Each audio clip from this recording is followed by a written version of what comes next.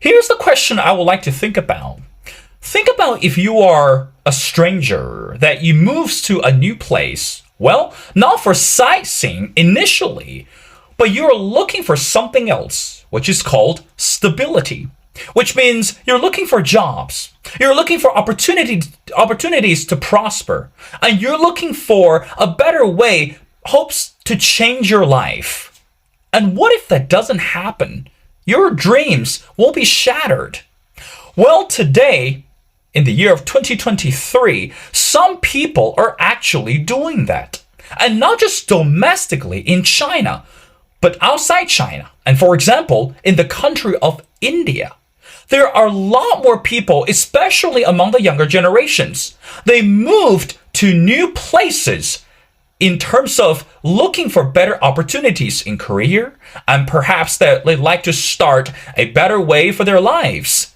But meanwhile, no one so far has ever heard the story regarding their struggles and also the uncertainties.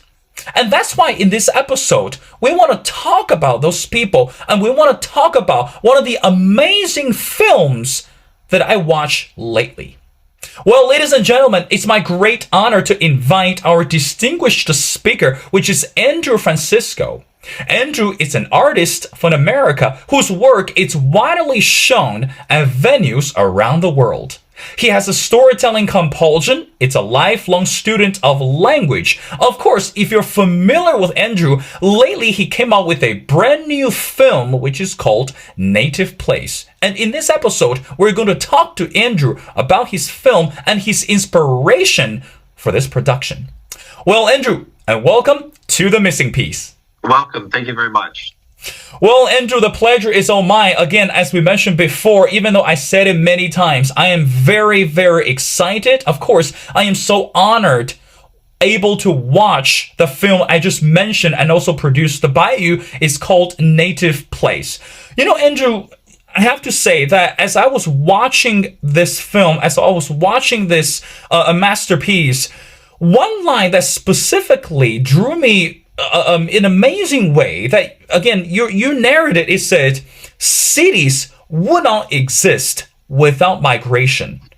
Help us to understand, Andrew, what is the meaning behind that sentence? Again, we're looking at people. The story took place in India, and then you travel all the way to India to make this happen. So specifically, what inspiration did you have when you come up with the sentence? And what kind of a meaning were you trying to deliver when you say cities would not exist without migration? Go ahead, Andrew. Well, that's a great question. It's true. You know, it's probably true. Cities would not exist without migration. Actually, the inspiration for that was, I would back up and say my inspiration for going to India was that I had studied there, and I previously lived for short periods in India. Well, over the last 20 years, I've been going back and forth to India. So it's a place I was familiar with, particularly northern India. I was interested in doing a project about migration. And actually, I did a little, as part of my research about migration, which I conducted over a couple of years. I came across this idea that cities wouldn't really exist at all unless we had this phenomenon of migration, which maybe isn't even a phenomenon. It's a natural progression. It's a natural development of mankind. People are always moving and shifting and looking for better opportunities and more resources. And that's why we have big cities. I did recently read a book. It suggested that, I think they modified it a little bit, a recent book that I'll tell you about later. It said most cities wouldn't exist if it weren't for migration.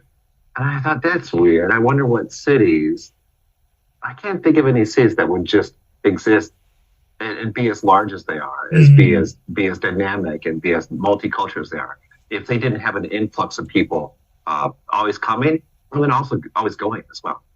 So anyway, I think it's true that migration is something that's been common to mankind for forever, quite possibly forever. You know, Andrew, again, let's go back to the film. I know that within this film that you actually interviewed a lot of people, and also, I mean, not only you talked to them, but also you covered their personal lives. I know there are many, many interviewees that who appear in the film that really share with you. But one thing I have to say, some of them, when they moved to Delhi, and which was considered as the most promising cities in India, and they were hoping their lives could be changed in a greater way, or they were willing to sacrifice everything back home and in order to come to the place and looking for a brand new start.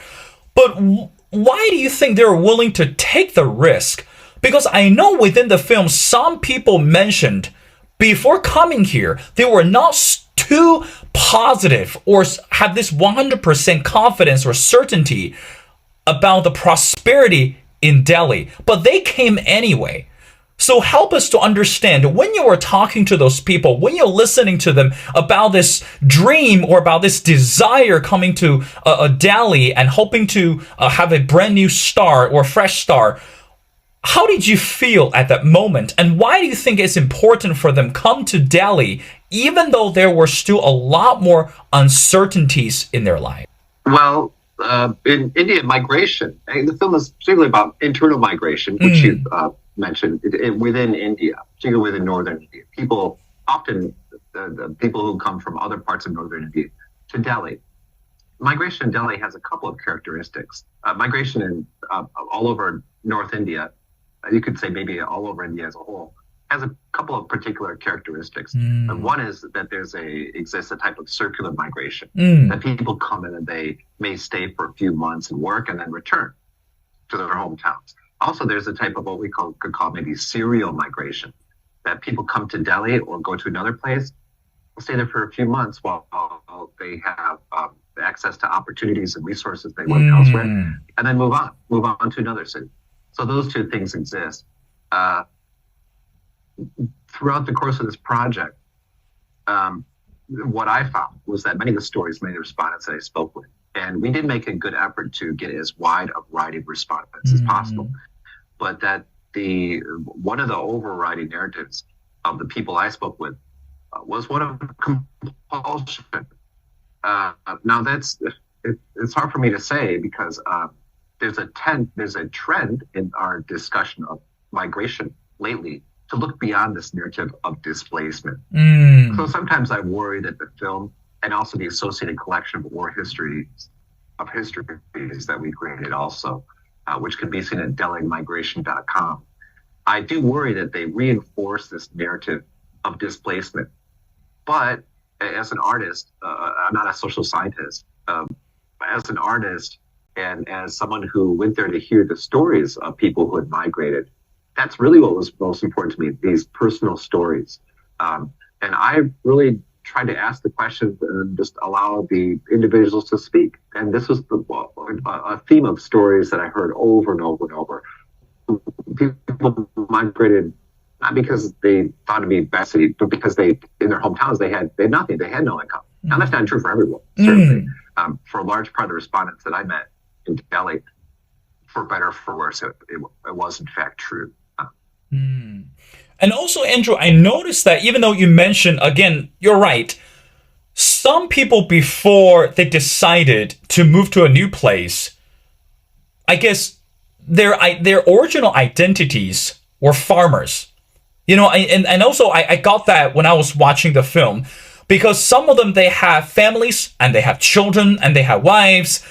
But the thing is, somehow there's a complication. Maybe you can help us to understand regarding this farming industry in India. But somehow, again, people were willing to relinquish their farming industry or their farming business and then move to a brand new city and start something, or maybe start a career that they have never done before, or they have no experience whatsoever, or perhaps they have some friends or relatives. You know, I remember there's a guy who moved to this place, moved to Delhi, and started as correct me if I'm wrong, maybe as a financial consultant, or maybe as some type of business consultation employee. But anyway, but back in home, he was a farmer, and this is a completely the opposite of what he did before.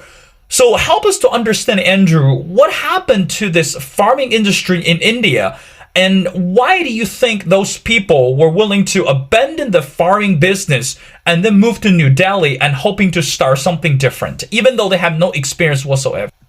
Well, I would say that a number of the respondents in the oral history collections, in the collection of oral histories, as well as to the respondents in the film, as to the participants in the film, to the main participants in the film, they did in fact engage in farm work in their hometowns, and their move to the city was in fact a type of disruption. Like, they adopted roles and professions that they normally had maybe minimal exposure to. That's true. I think this is one of the gaps of the film. Is although I returned to with some of the participants, with all three main participants, I returned to their hometowns, and I looked in the conditions in their hometowns, and met with their families, extended families, their friends, to get a better understanding of their background.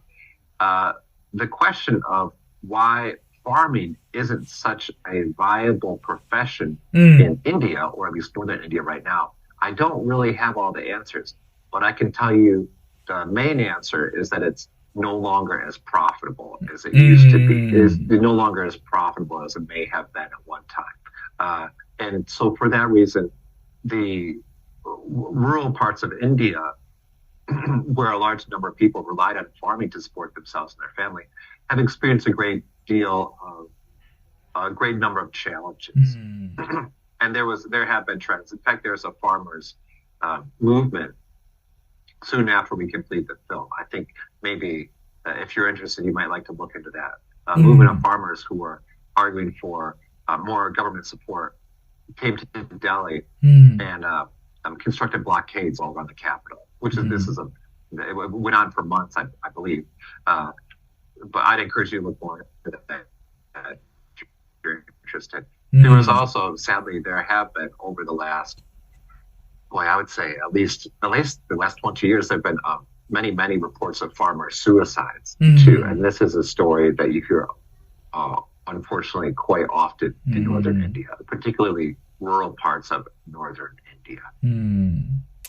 Andrew, again, interestingly speaking, as an international journalist myself, I know that even though India was one of the countries that I haven't received the opportunity to go, but I'm sure that in the future, I would love to go to India for a brief visitation.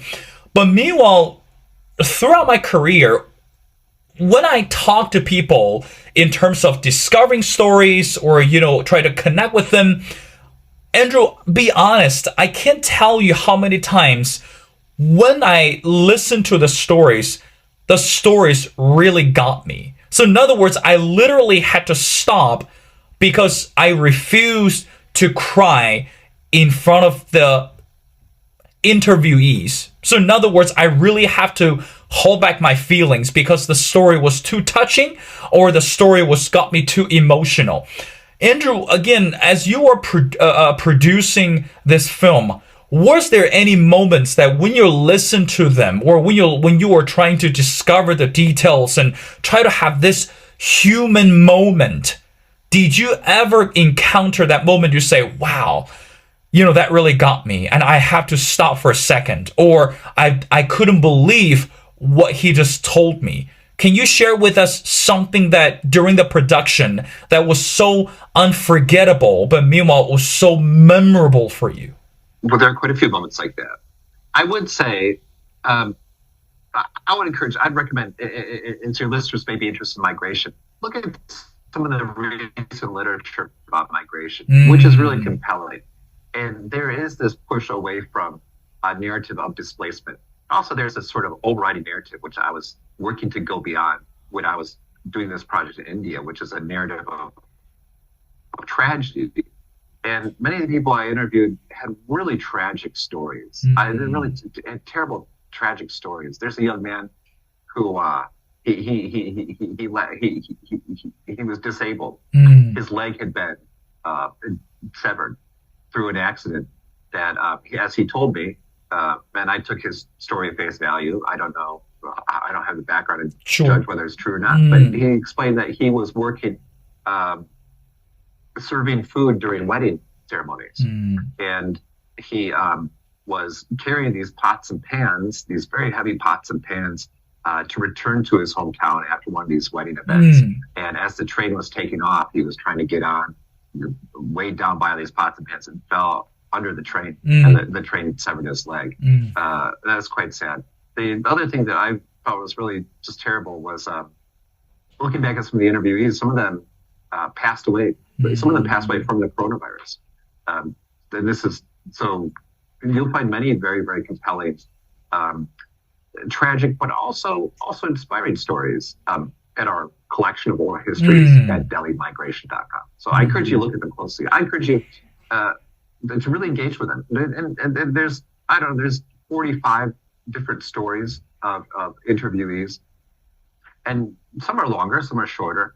But I really encourage you and your listeners and audiences at large to really look at the website and really engage with some of those stories, because I think that's what will make this this story of the phenomenon of migration, this trend that's becoming more and more common, and it's really going to come to define this new era of mankind. It makes a human. It makes a human by really showing us very personal experiences of individuals. Well, Andrew, again, let's go back to the film. You know, when I was watching the film, again, as we mentioned before, when we talk about each country, particularly in Asia, and my focus tend to be on the younger generations. And if I'm not mistaken, specifically, I know there were a couple shots where you have 4 to 5 young men sat together and they were discussing and different regions or different areas that they came from, and then eventually they all landed in Delhi, and then right now they form this brotherhood, or they form this strong friendship or positive relationship with one another. Now, when you were listening to, again, going back to the film, when you were listening to their stories, did you get the sense of that these people, they were so confident, or they knew that if they just kept on pressing forward, or if they were willing to start perhaps from nothing and they're hoping to achieve something in the end, did you get that feelings? And so I guess my question is, what was the motivation for them to continue to press forward, even though they might not realize, hey, it's too difficult or it's too hard? It's not about their age. It's not about their personal skills or capabilities. But I just feel there's got to be something else or something deeper in them, or maybe among them, that really asked them to stay in Delhi before giving up too soon. What do you think, Andrew?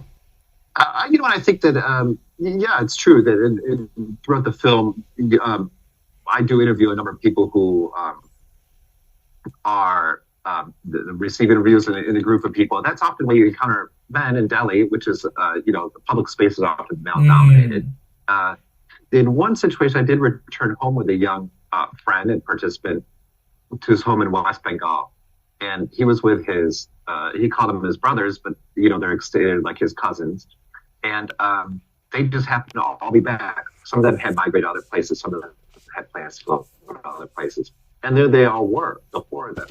And they had a real close family connection that I often find in places in Asia, where people feel like their livelihoods don't just determine the well-being of themselves and, of course, their own lives, but also contribute to a very large part to the well-being of their families as a whole. And so I found that was a very strong driving force amongst a lot of the individuals that I interviewed. We had an interview also in the collection of oral histories, a young man who was working as like a hired, we call it in America, a day laborer. And this gentleman was finding work, doing manual labor in the center of Delhi. And he spoke with us for a while to do an interview. And he had a story of having gone into debt to pay for his sister's wedding which in India, in some families and some communities, can be an incredibly expensive affair. And it was so important for his sister to get married and have this celebration, that he not only contributed, but he took out a large amount of loans to do so. And he found himself then deeply in debt, And so he had no choice. He had no way to pay it back living in his hometown. So he came to Delhi. That was his reason for coming to Delhi. So I find a lot of stories like this. People are not just agents of their own futures and seek a better life for themselves, but they're seeking a better life for their families and their loved ones and their extended families as well. Andrew, I know you're very busy. I should point out just before we move on, a lot of the economies in these smaller places, in these small rural communities, a lot of the economies are largely driven by remittances, or the money sent back to these communities from individuals who have migrated elsewhere and send them back regularly. I think a large portion of the money earned by the many people I interviewed in Delhi is actually sent back to the communities, to their families. Well, Andrew, again, you kind of touch on my next question. Now, stay with me. I got two more questions before letting you go. Because I was going to ask you that I realized that, as you mentioned before, some people, when they get paid, through their works, and they will transfer their income, or I guess portion of their salary, back home to support their family, which really resonates with the word family value. So help us to understand. Now, I know you made the film during the COVID, and also, of course, you travel internationally back and forth. But again, going back to the Indian culture and going back to the people that you embraced and you encountered and you met, you talked to, how would you describe the word family value among the people that you talked to? So in other words, how important was it for them not only to seek ways to make a living, but also to preserve and to protect the value for themselves? What do you think? There's one point I'd like to make. I went to India, and I feel like every time I go to India, I feel like it's a real privilege, because I'm often welcomed, and just the fact that I was able to complete this collection of oral histories and the film with willing participants, and actually just meet people very casually sometimes. Even just walking down the street, there's people that see me in the neighborhood, I talk, and you find someone with a really compelling story. So I don't feel like I need to embrace India. I didn't embrace anyone. I was embraced. I was really welcomed, and I feel like that's a really deep privilege that I'm always grateful for every time I go to India. Many places, other than India, also.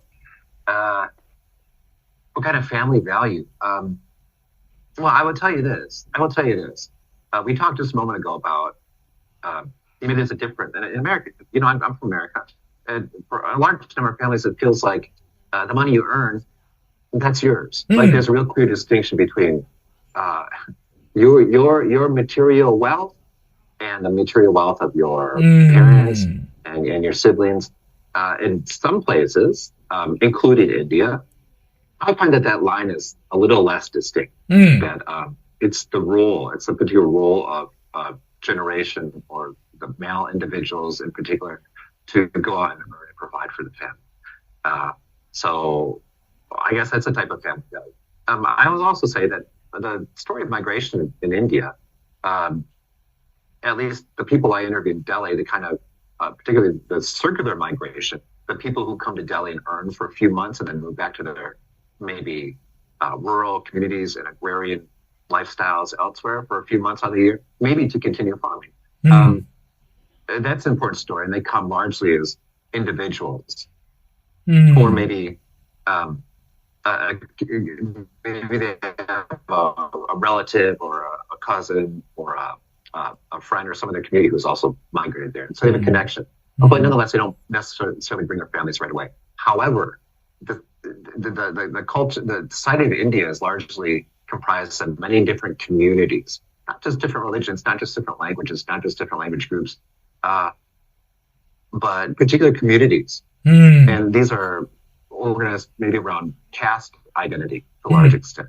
So one of the places that we visited with a participant, it was a village where everyone happened to share the same last name. They were all part of a community, part of the community. And so when you think about family values, also maybe our notion of family is a little bit different in a place like India. Why? Because they're thinking about not just the family as a nuclear family or even extended family, but the caste community at large. That's another distinct difference.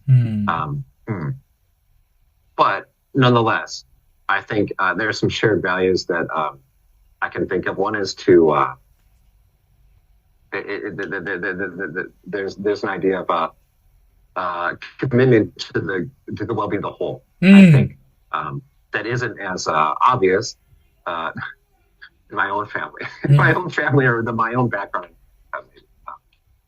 That's right. Well, Andrew, I want to wrap up our conversation by going back to the title of the film. The name of the film is called Native Place.